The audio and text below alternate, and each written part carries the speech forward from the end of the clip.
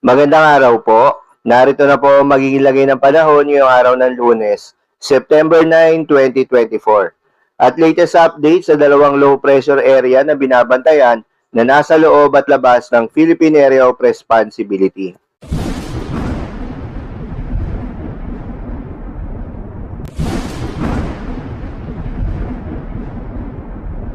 Sa kasalukuyan na tayo sa pag-asa, patuloy pa rin nakakaapekto itong southwest monsoon o hanging habagat sa buong bahagi ng Luzon.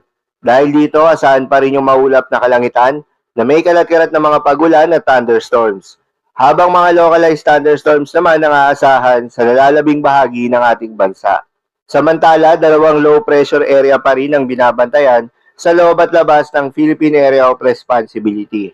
Yung unang low pressure area yung nasa loob ng Philippine Area of Responsibility at huli itong namata ng pag-asa sa layong 1,015 kilometers east-northeast of extreme northern Luzon.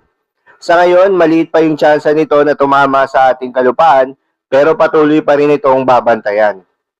Yung ikalawang low pressure area naman na nasa labas ng Philippine Area of Responsibility ay huli naman namata ng pag-asa sa layong 2,470 kilometers east of Eastern Visayas.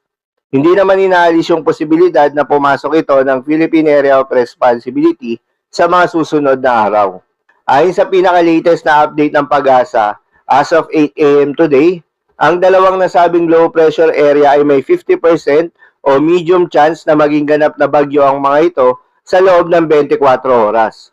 Ang dalawang nasabing low pressure area din ay posibleng hatakin muli ang habagat sa mga susunod na araw, na siyang magdadala muli ng mga pagulan sa ilang bahagi ng ating bansa, particular na sa may western section.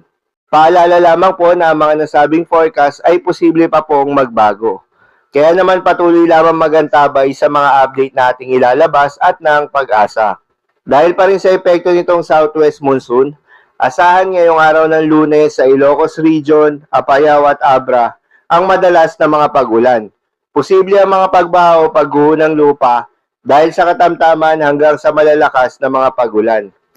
Habang sa Cagayan Valley, Central Luzon at nalalabing bahagi ng Cordillera Administrative Region ay asahan naman yung maulap na kalangitan na may kalat-kalat na mga pagulan at thunderstorms. Dulot pa rin yan ng southwest monsoon. Posible rin ang mga pagbaha o pagguho ng lupa dahil sa katamtaman hanggang sa kung minsan ay malakas na pagulan. Para naman sa Metro Manila, Calabarzon, Mimaropa at Bicol Region, asahan naman yung bahagyang maulap hanggang sa maulap na kalangitan na may kalat-kalat na mga pagulan o thunderstorms. Dulot pa rin yan ng southwest monsoon.